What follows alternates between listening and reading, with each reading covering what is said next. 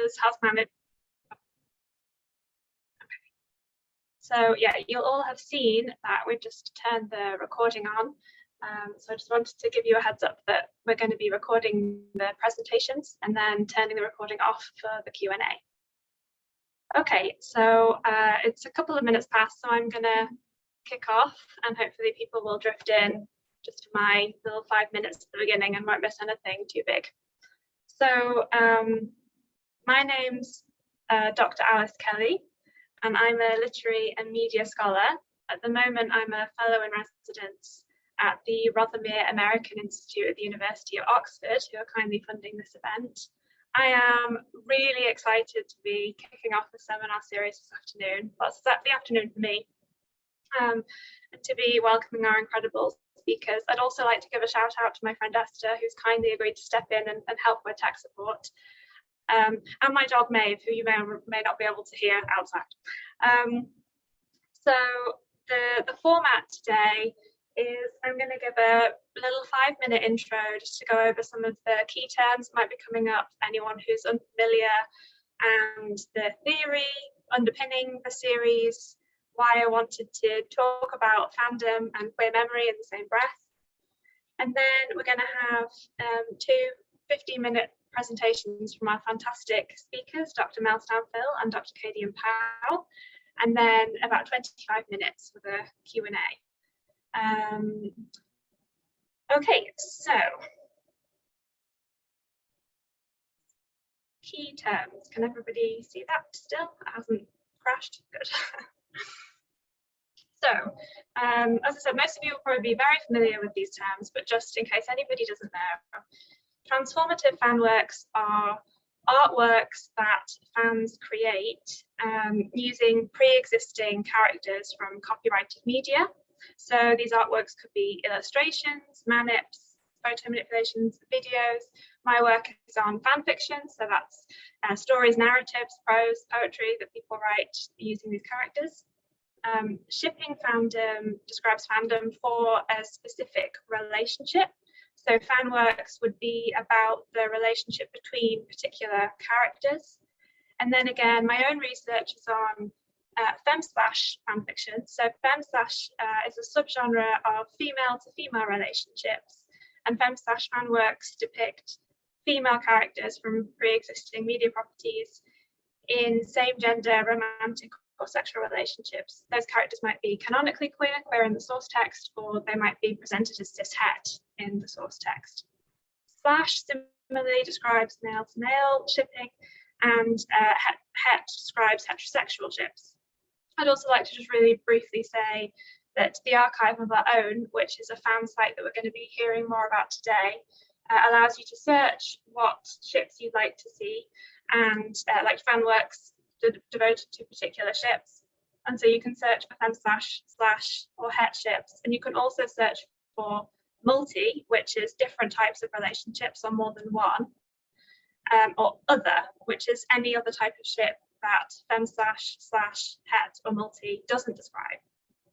So in this Archives of Desire seminar series, we're going to be talking about the online spaces where we find, consume, and create these transformative fan works.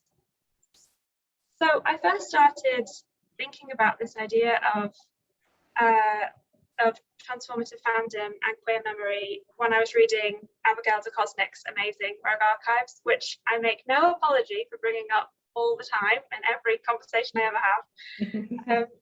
In Rogue Archives, de Kosnik argues that writing and reading fan fiction constitutes acts of remembrance because it's about how fans felt about a particular media property, particular characters, and that fan sites like the Archive of Our Own that I just described, where we would find transformative fan works, are aggregators of fans' remembrances. So in this way, we can think of transformative fandom as innately memorializing. And then also in Rogue Archives, as many of you will probably know, transformative fandom is predominantly produced by women, genderqueer, and non-binary people. But in Rogue Archives, de Kosnik argues that even when cis-het female fans are writing about het relationships, they queer themselves because they're identifying with male characters in the male gaze.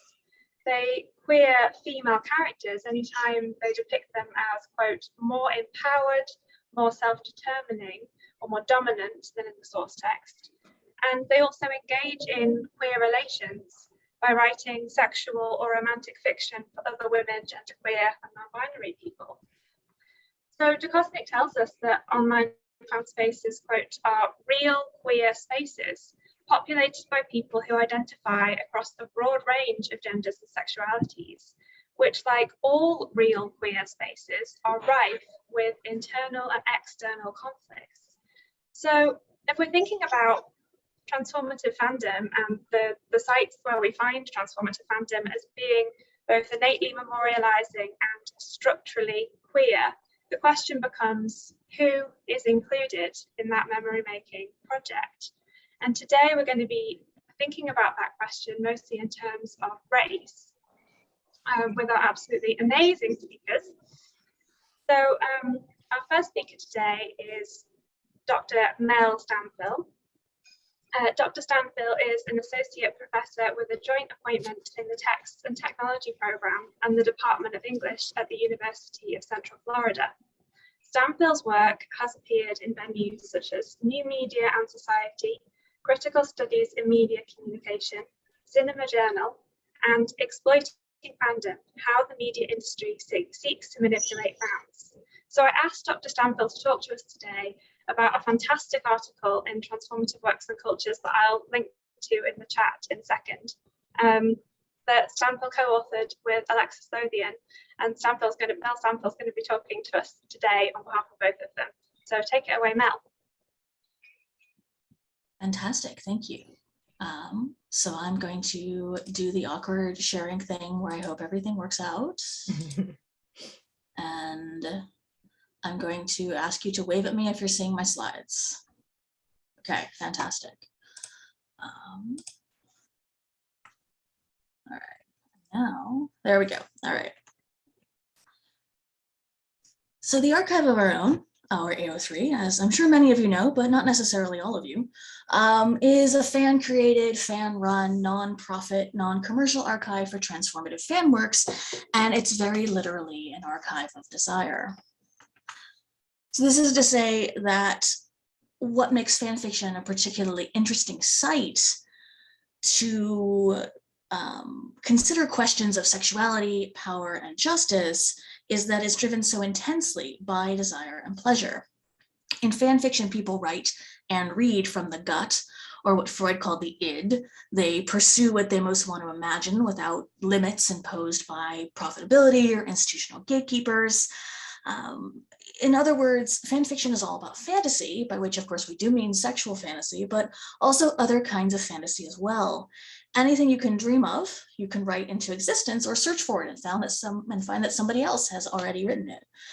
And so it turns out that fantasy is a generative and often disturbing space to approach when we're thinking about inequality and social power, because it shows us how social systems get under our skin. It's long been a truism in media studies that media fandoms, meaning self-organized communities around media texts such as television shows and films, because they often have feminist and queer politics, are politically progressive. But fantasies are sometimes liberatory, often problematic, and frequently both at the same time. The work of fantasy can be, and often is, to imagine more just worlds, ways of living and organizing otherwise than the oppressive norm, but there's nothing that guarantees it'll be so. What brings us the most pleasure to imagine is not always what we advocate for politically, and what brings one person pleasure often causes other people harm. If fanfiction communities are defined by the freedom to express fantasies, any fantasies, in fictional form, and given that most fan spaces are just as steeped in white supremacy as the rest of Western culture, what happens when those fantasies are racist? Okay, come on, there we go. So we use the term fan of color critique to name the long-standing, vital theoretical and activist work that's being done in fan communities by those who share commitments and coalitions of women of color feminism and queer of color critique. So Andre Carrington, Abigail DeKosnik, who we just were hearing about, and Rukmini Pandey are among the scholars who've documented the work being done to name, challenge, and overturn the whiteness of dominant fans, cultures, and communities in order to move racialized fanish spaces and practices from margin to center, even as those doing that work have often been subjected to silencing and harassment. Especially relevant to fan fiction itself is Fan of Color's critique's assertion that pleasure in text is not innocent, but rather participates in racism and can reinforce it in sometimes subtle ways. We take up the insights of Fan of Color critique and use them to think through the digital infrastructure of fan fiction in our recently co-authored essay from which this paper today is drawn. So one of the fandom institutions that's most widely seen as progressive, the AO3, is nevertheless underpinned by racial structures. AO3 was to a large extent founded in response to situations where fan creative and sexual expression had been excluded by hosts who found it legally risky, either for copyright or content reasons. And as a result, it has a policy to never practice censorship or deletion. The principles of free expression and radical copyright on which AO3 is built assume a shared set of values and the power of good faith, but that's insufficient to reckon with the structuring reality of whiteness in fandom. This whiteness becomes visible when the archive is challenged to take users' experience of race and racism into account, a task that was long treated as outside the scope of its mission, even as fans of color have been raising concerns about racist content in the archive for quite some time. In our paper, we argue that some form of action toward the unmaking of structural racism within AO3 is urgent and necessary, and examine some possibilities for what that action could be. Drawing on fanfiction genres, we offer 3 potential models for thinking through these possibilities. A fix-it that would extend the archive's existing metadata structures in new directions by implementing a warning label for racism. Canon divergence that would alter the makeup of the content on AO3 by removing racist content.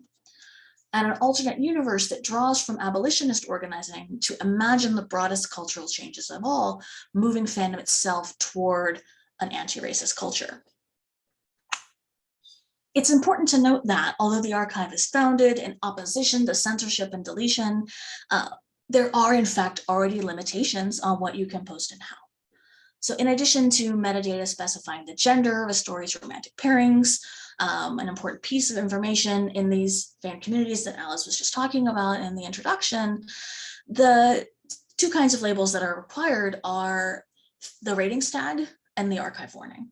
And these allow readers to be aware of the nature of a story before they open it, which is really important to many people. The ratings tag builds on Motion Picture Association of America ratings and other similar national systems by which film and other media are evaluated, and it's pretty self-explanatory. But archive warnings, also called content notes, name issues in a story that are likely to provoke enough of a reaction that some might seek to avoid them, though the structure of the system also lets readers seek out a warned for feature instead.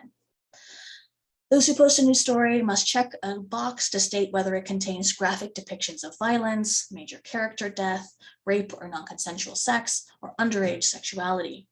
They may also choose to state that no archive warnings apply, or mark that they choose not to use archive warnings. The warnings mark what the archive's creators and the community for which they were designing consider to be significant affective and potentially legal flashpoints. With the exception of the warning for a death of a beloved character, these also map onto some of the issues that are most likely to provoke a trigger warning for potentially traumatizing material in non-fanish contexts. But if AO3's structure takes as self-evident that one should never be asked to encounter rape without a warning, that undoubtedly points to a feminist design element that embeds a reminder for the archive's users that the fiction they post can contribute to violent hierarchical structures that cause real harm. Mandating that potentially harmful stories be appropriately labeled or explicitly marked as unlabeled allows AO3 to offer a way to avoid the harm such stories can cause, while maintaining its commitment to full freedom of sexual and other expression. In a similar way, as Fan of Color critique has repeatedly and laboriously demonstrated, racism in fan fiction causes harm, in that the AO3's design allows for structural mitigation of some forms of harm. Could existing tools be mobilized to address this one? Our first proposed solution then is to add racism to the existing mandatory warnings section.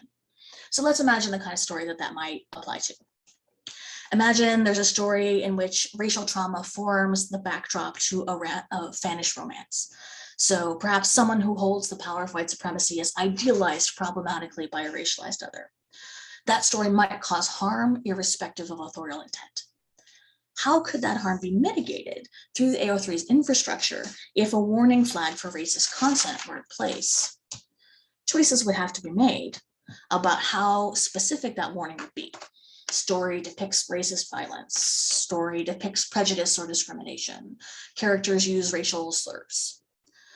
More specificity would make readerly choice easier while making archive use more unwieldy, given the size of the list that would be required to account for every eventuality. Broad tags allow for previously unimagined possibilities, while also being so open to interpretation as to risk incomprehension or misuse. One thing we don't do in the paper is map out what the racial warning infrastructure should look like, because those decisions and those designs should be informed primarily by those who are most affected. But any effort to implement a warning policy for racist content would need to look in depth at how current warnings are operating in practice. How often are users' warnings challenged in complaints or reports to the platform? How often are those complaints or reports upheld? Who's doing that labor? Is it sustainable? A second potential solution, which some fans of color have demanded, would be to ban harmful content, thereby making the archive safer for those at risk who would not be reliant on the vagaries of a warning policy. Under this model, the hypothetical story that I just discussed might be taken down from the archive. So this is ultimately a question of content moderation. But content moderation is not an easy task, even for social media corporations with billions in revenue. Content moderation as a model for AO3 focuses on what happens when a racist story is posted. Readers report it, moderators identify it, it's taken down. Or if it's particularly egregious, maybe the user is banned. And this is in fact how the AO3 already deals with violations of its terms of service. There's a system in place that could be expanded for this. But the costs of content moderation for the moderators and the unevenness of those costs along familiar lines of racialized and gendered hierarchy are well documented. Who, after all, would determine which stories were harmful and which themes would be banned? It would have to be fans with insider knowledge. There's a difference between a Black fan writing a story to reckon with and reimagine a stereotypical and racist portrayal and an unthinking reproduction of the same stereotype, which could prove very difficult to separate for an AO3 volunteer that's only armed with a basic understanding of what the stereotype is. In other words, any effort to ban harmful content would likely demand a vast investment of labor from the very fans who are most likely to be harmed by that content. At least in our current conjuncture, where few white people are going to have the depth of knowledge to do that work. Nor are individuals who share the same marginalized identity and the same broad politics necessarily going to come to the same conclusion about any given text. Furthermore, all of this assumes that the system will be used in good faith and not weaponized for abuse and harassment, which is an impossibility because all such systems, including AO3's current reporting system, are misused in this way, often with racist intent and outcome. So a content moderation solution would absolutely diminish the amount of racist content, but it would come at a steep cost. So in pointing out these challenges, we aren't trying to argue against any of these potential solutions that we're discussing. What we want instead is to raise these issues to highlight the factors that have to be considered, even as we leave these questions of implementation up to those who are most affected by these decisions. But we end the article by speculatively suggesting that an abolitionist approach to the politics of fantasy might be possible. So what we mean by that is changing terms away from things like bans and punishments toward individual and community accountability and transformation.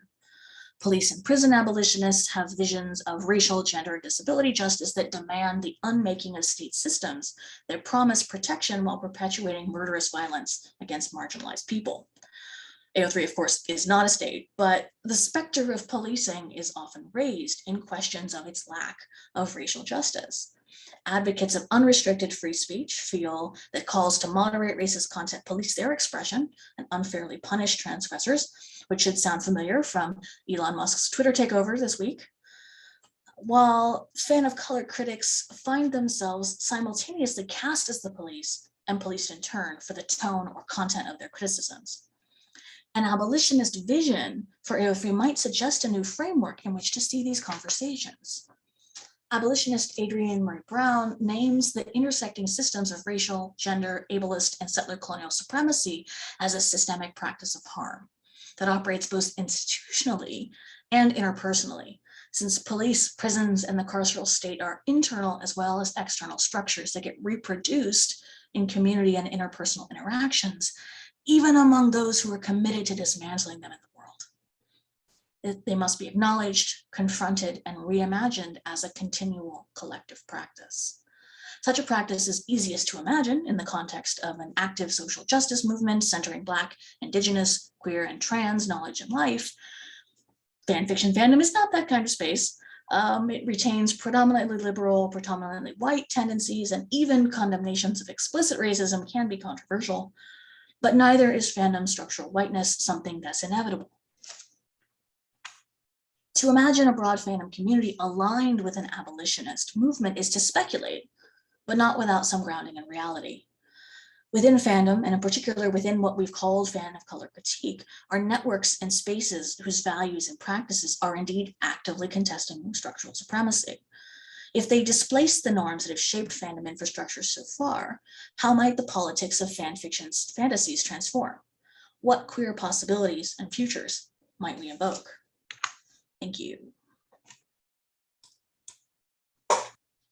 Thanks so much, Mel. It was absolutely fantastic. It was brilliant. Okay, so as I said, we'll have questions at the end of our next speaker's talk. So Kadian, Dr. Kadian Pow is a Jamaican American expat and anthropologist and sociologist living in Britain. A lecturer in sociology and Black studies at Birmingham City University, Kadian has been published in 3 critical volumes: The Fire Now, Anti-Racist Scholarship in Times of Explicit Racial Violence, Gladiators in Suits, Race, Gender, and the Politics of Representation in Scandal, and where I first came across her work, Advanced Studies Primer, Methods, Research, Ethics. Kadian's areas of interest include Black feminisms, the construction of desire in fiction, politics of Black hair, and performativity on social media. She is also the owner of natural hair and skincare company, Born Beautiful Naturals. So take it away, Kadian. Thank you, Alice. Hey, good afternoon or morning or whatever time it is, everyone. Apologies. I didn't think about visual people who cannot hear. And so I don't have a presentation that you can see on screen, but this is pulled from a larger piece that actually I did put on my Tumblr as a PDF so people can read. So I will link that by the time I get to the end of my piece. The only exception will be towards the end where I talk about sort of some of the budding themes in the new piece of work that I'm that I'm researching about Black women fanfiction authors on fanfiction.net, which is a very different world to archives of our own. Okay, thank you. So my intention in this presentation is to examine the discursive discourse of Black women fans of TV show Scandal. Through intersectional lenses of race and gender, I will discuss the ways in which Tumblr fans affectively and politically engage love, desire, and fantasy from an intra-racial perspective. That is, I am centering Black women's fandom, and so some of the typical politicality around race and racism in fandom is not going to be addressed by this piece because we're looking kind of at internal racial structures. Secondly, I briefly discuss how Black women have turned to fanfiction to fill in the explicit sexual and affective gaps in their one true pair longings for Olivia and Fitz, with particular emphasis on experiencing emotional transference via the body of Olivia Pope. The scholarly focus typically regards the interraciality of the Olivia Pope-President Grant pairing has almost entirely been compared within the context of American slavery. A second popular form of interrogating the show's romance is predicated on its erasure of racial politics and difference between the characters. K 2019, Eriga 2015.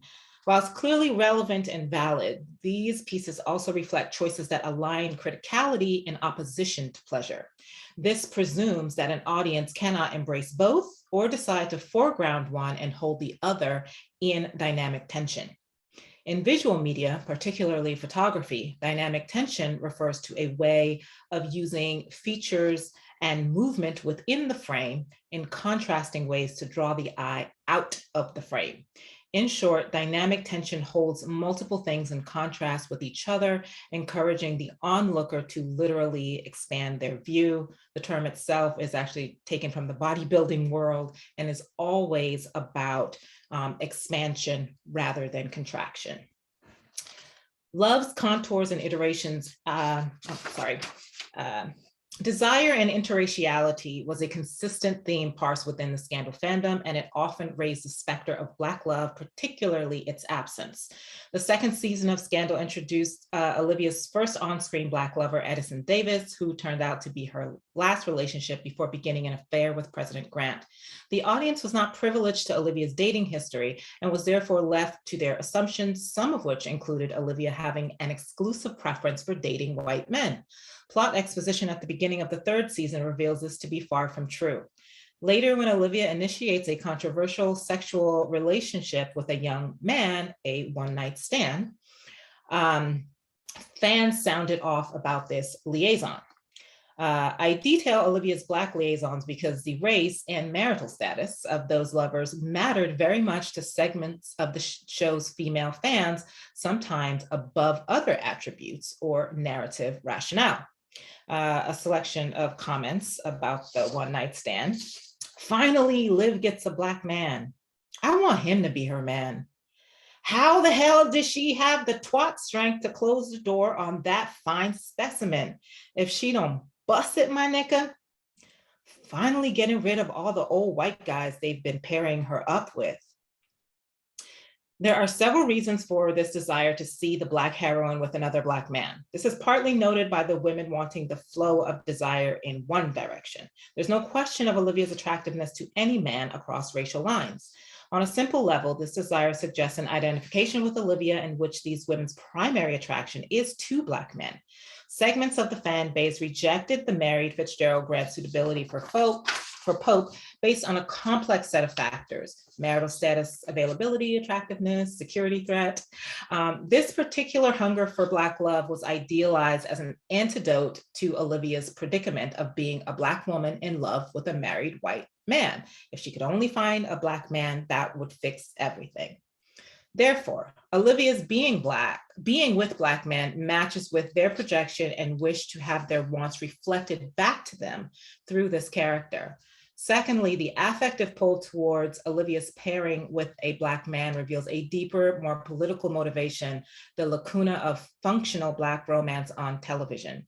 Just as Black women had largely been overlooked by ethnographic research and fan studies, Black women viewers had not been catered to by executives.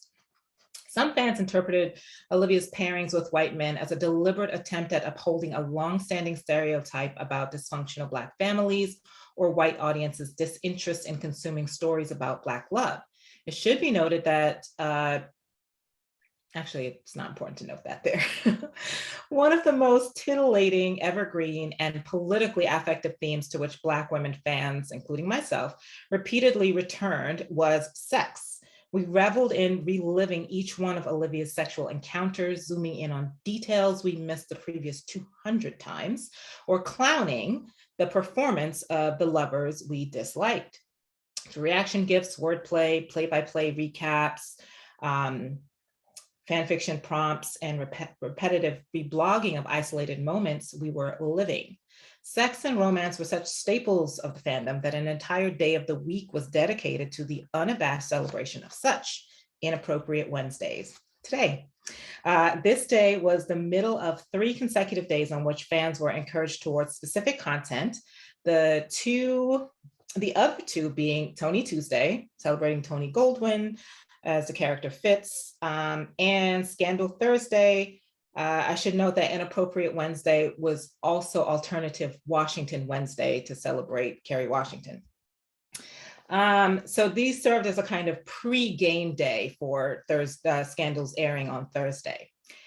In this section, I wish to analyze data from the discussion of both Olivia's like NSA sex, as well as the Olivia and Fitz pairing, as theirs is the central romance of the show, or in fandom parlance, the one true pairing.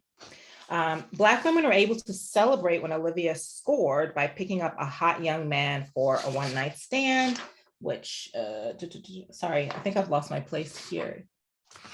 Yes, I did lose my place here. Okay, here we go. And they had a few comments about her one-night stand activities. I'm waiting for the kissing gifts. Them's a real action.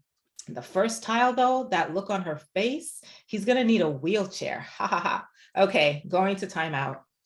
I just love reblogging this, mainly for Kerry's sexy strut and the way he yanks off that belt. Woo, fanning myself, LOL. Y'all see that I'm finna get this dick look on her face though? He was already naked and sitting on her bed like, I may be young, but I'm ready.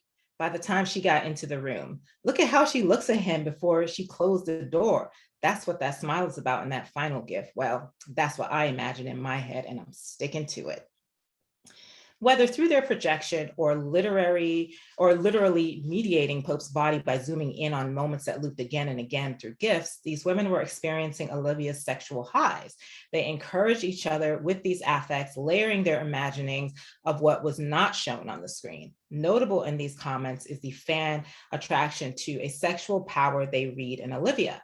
They see her as the one driving the sexual encounters with her one-night stand, and that he is the willing recipient. Secondly, though race is not explicitly mentioned in the comments, it is part of the joy they derive. I can attest to this, as many who dislike the Olivia and Fitz pairing did so from a racial perspective. They desired to see Olivia with a Black man with whom she had romantic chemistry.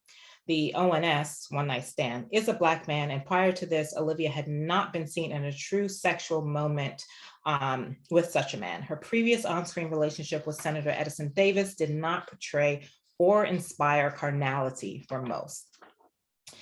Scandal was able to provide many sexual provocative moments in which the characters were fully clothed. In its fourth series, the show gave the fans something I had never seen on terrestrial television or network TV in the US, phone sex that wasn't coy. Olivia and Fitz at the time were not in a romantic relationship, but their conversation leads down that road and is initiated by Grant. Olivia is mostly silent, but we see her physical reaction to Fitz's words, including unbuttoning her cloak so that she can begin rubbing her chest in response to his erotic words. Moreover, we witness a white male character play a seductive tease to a Black woman. The gender and racialized flip of this dynamic sent plenty of fans, including Rihanna, into a frenzy. A few excerpts from Black women fans on about that scene. So we're not going to discuss how Olivia was touching herself and getting ready to pleasure herself and shit? Okay, I didn't want to talk to y'all anyway. Girl, I saw that too. He left her high and dry, lols. Highly doubt she was dry, but that's none of my business. The scene above, the scene in question takes up the gender reversal of the sexual tease and the power derived from leveraging sexual intimacy in this way. Fitz is a seductress. Typically, we see a female sexual tease in the dominant position, leveraging limited power by curtailing the male satisfaction. Secondly, there's a racial reversal here. As a Black woman, Olivia is neither a victim of white patriarchal sexual aggression, rejection, nor a stereotype of Black female promiscuity. Inappropriate Wednesday was not limited to reliving scenes from the show. It was also an opportunity to extend the sexual canon narrative to headcanons that range from innocent to explicit. This included mature rated fan fiction, fan prompts for explicit alternative universe scenes, or extending an established sex scene to be more explicit, speaking to a collective fantasy of many of the women. Fans also assigned Olivia and Fitz pornographic avatars found elsewhere on Tumblr when pornography was allowed. Some fans would even discuss the genitalia of the show's actors and the degree to which they did or did not comport with their fantasies. They'd also find pornographic GIFs and project Olivia and Fitz's characters onto that image, therefore allowing them to semi-manifest on their dashboard what the show could not provide. These sexual fantasies sometimes extended to gossip and imaginings about the off-screen relationship between Kerry Washington and Tony Goldwyn. This shipping of the real-life actors turned into its own OTP trope that mirrored much of what some fans loved about the Olivia and Fitz characters. One Black woman turned what began as a fan prompt for fanfic about the actors into a successful publication of the work. She used pseudonyms. She is now a full-time romance author. Not everyone displayed the kind of liberal ebullience over Olivia's sexual exploits. Some fans read Pope as sexually promiscuous and therefore reinforcing negative stereotypes of Black female sexuality. These fans imagined that Olivia's 2 minutes left, Kadian. Sorry, 2 minutes. 2 minutes. Okay. I'm going to skip over some of this, and I'm going to go to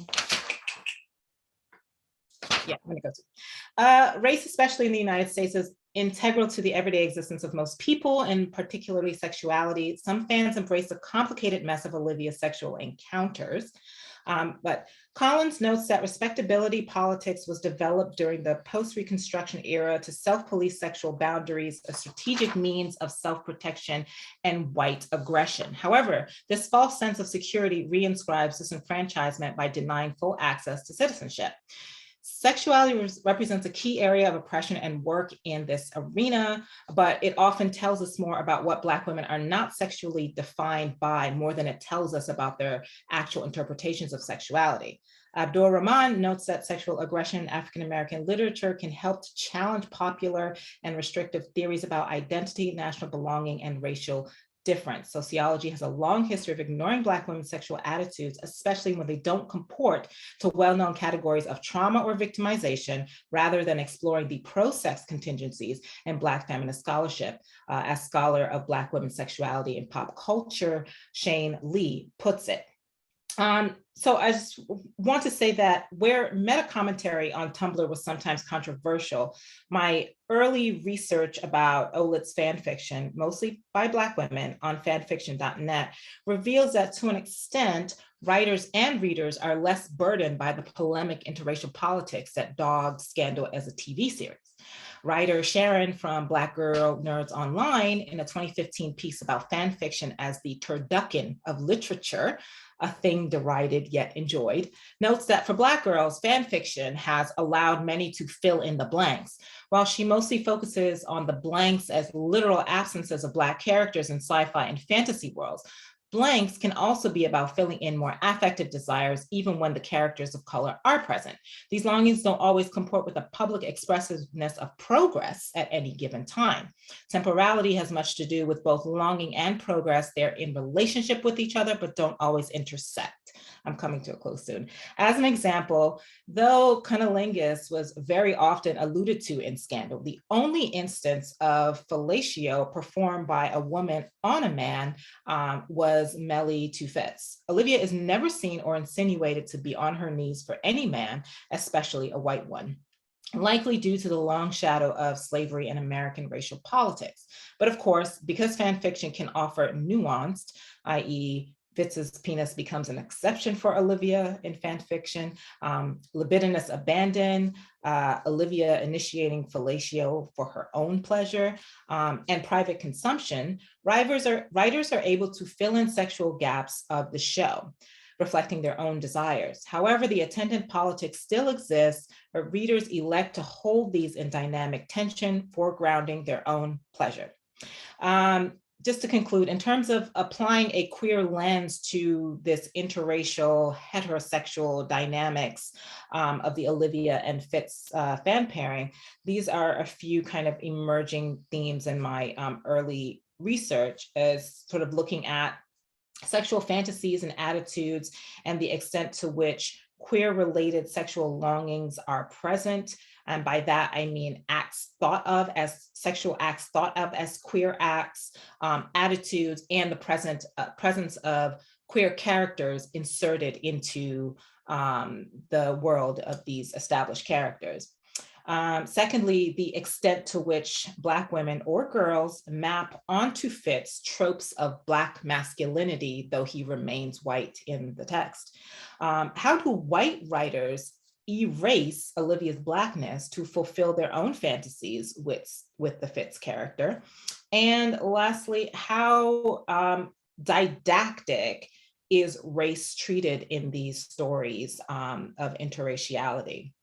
So in closing, fanfiction allows longings to become reified and real to the reader and writer in ways not possible in reality. This includes the fantasy of writing about an interracial ship that does not undertake the larger political work of fixing or reflecting racism. As Sharon says, reshaping canon to include diverse identities is not self-indulgent. It's a powerful act of self-love. Thank you. That was a lovely ending, Kadian. Thank you so much. That's brilliant. So Esther, if we can turn off the recording now, we can start.